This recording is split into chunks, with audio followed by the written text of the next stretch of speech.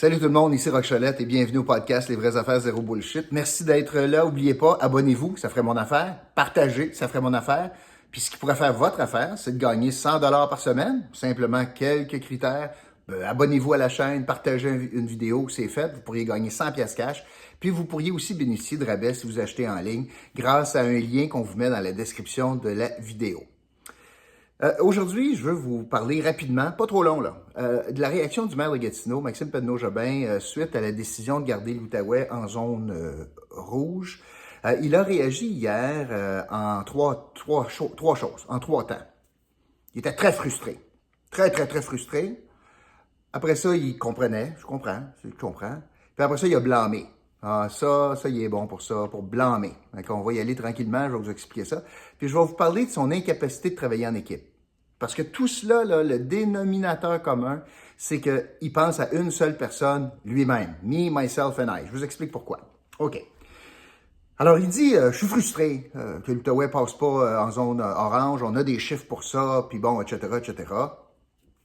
Ça, c'est parce qu'il ne veut pas complètement être déconnecté de ce que la population veut et sent. Parce qu'il y a pas mal de monde dans la population, j'en ai eu des commentaires après mes posts, là, qui se disent, voyons donc, qu'est-ce que ça va prendre de plus, tu sais, on est là, puis il n'y a pas de raison que le Saguenay. Oubliez pas, là, que tout ça, c'est en lien avec, on n'aurait pas dit un mot si le Saguenay n'était pas déconfiné, là. Mais parce que le Saguenay est déconfiné, là, ça marche pas. Tu peux pas garder le Saguenay ouvert puis fermer l'Outaouais, les chiffres sont pas bons, puis il y a plein d'autres raisons qui ne tiennent pas la route. Alors, le maire est pas insensible, j'ai l'impression, puis, tu sais, du côté gauche de la bouche, il dit « Ah, ben, je suis frustré. » Ouais. Côté droit, c'est qu'il a écouté distraitement, probablement, le point de presse du CISO, puis là, pour pas se mettre à dos personne, du CISO et du gouvernement de la CAQ. Mais je comprends, par exemple. Ah, je comprends. Je suis pas sûr que ce qu'il comprend, parce que ça tenait pas la route, là. La présence avec Ottawa, c'est lui qui revendiquait des barrages routiers. Là, il dit pas un mot. Là, ça, c'est facile à régler. Délestage, on est meilleur que le Saguenay. L'hospitalisation, on est meilleur que le Saguenay. Le nombre de soins intensifs, on est meilleur que le Saguenay. On a encore une capacité hospitalière. Le nombre de cas par 100 000, on est meilleur. On est meilleur partout. C'est pas ça. Les variants, c'est pas ça la différence. Transmission communautaire, il y en a autant là-bas. C'est pas ça la différence. Alors, tu sais, à la limite, si l'aéroport d'Ottawa est encore ouverte, l'aéroport pour les vols internationaux, c'est même pas le cas. Alors, il n'y a rien là. Ça se tient pas. Mais, pour protéger une future job, il peut pas frapper sa CAQ puis le ministre régional. Ben non, parce qu'il pense à lui. Il pense à sa job prochaine. Fait que là, lui, il veut pas frapper sa CAQ, c'est chum.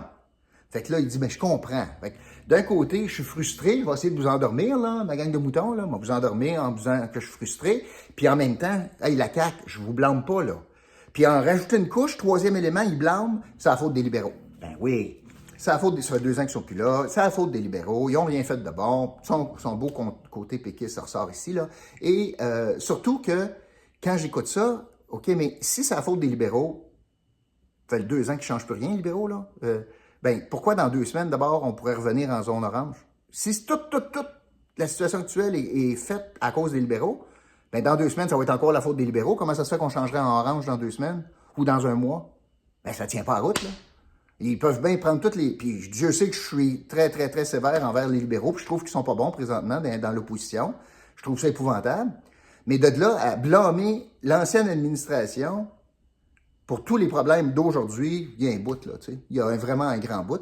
Puis s'il y a de l'argent dans le réseau, puis il y a de l'argent à mettre quelque part, c'est parce que les libéraux ont fait une job de bras, d'une part. Puis deuxièmement, depuis 2 ans, à part une promesse pour dans 10 ans d'un nouvel hôpital, concrètement, en Outaouais, la CAQ a fait quoi en santé? Seulement? Concrètement, là. Faculté de médecine, c'était avant. C'est les libéraux qui ont fait ça.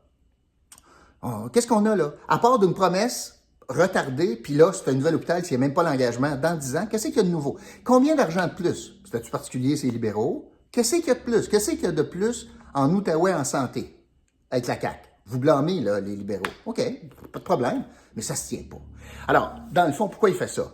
Il essaie de vous endormir en vous disant « Je suis fâché, je suis frustré ». Après ça, il dit à la CAQ « Mais je comprends, là, la santé publique, vous êtes bon, là, faites-vous-en pas. Puis tiens, pour m'assurer d'une bonne job, il m'a planté les libéraux solides. Est-ce que vous aimez ça? » Parce que Mathieu Lacombe répète ça, là. Tu sais, quand il n'y a rien à dire, tu blâmes l'ancienne gang. va durer combien de temps? Ça fait 2 ans que ça dure. Plus de 2 ans, là, 2 ans et demi. Là. Peux-tu durer 4 ans sur le même discours? Puis quand tu lui demandes, OK, Mathieu, t'as mis quoi, là, en Outaouais? Bon. Alors, voyez-vous que sur la question du déconfinement, puis les zones orange, rouge, là, dans le fond, il a protégé quoi? Il a protégé l'intérêt de Maxime Pedneau-Jobin. That's it. That's all.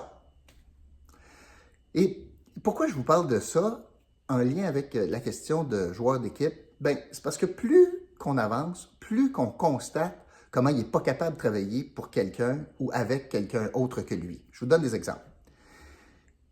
Quand tu es un ennemi politique dans la tête de Maxime Pedneau-Jobin, je prends des Louise Boudria de ce monde, ou des Mike Duggan, ou des Marc Carrière, ou des...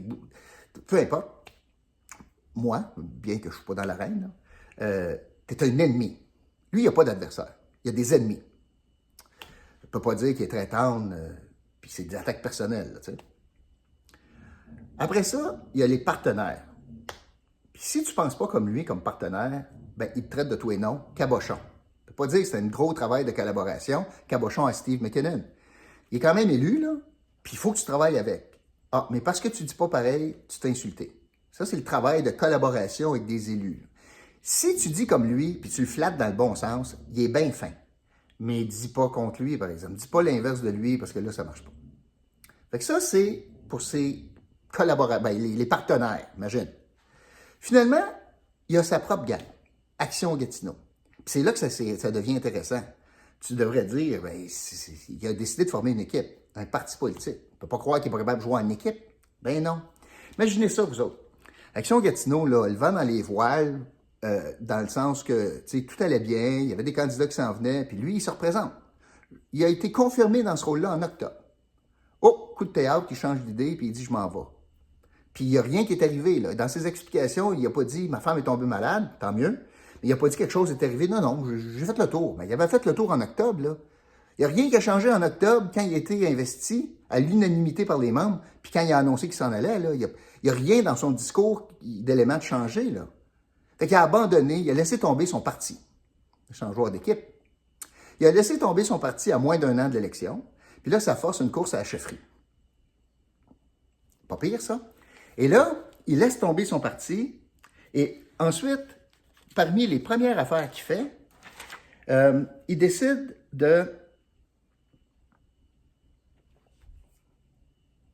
pour remercier ses collaborateurs, les gens qui l'ont supporté autour de la table, la première affaire qu'il fait, c'est qu'il s'en va jouer dans le dos de ce monde-là à des Isabelle Miron, à Maude Marquis-Bissonnette, à Martin Lajeunesse, à tous les membres d'Action Gatineau, Myriam Nadeau, Mme Amiotte.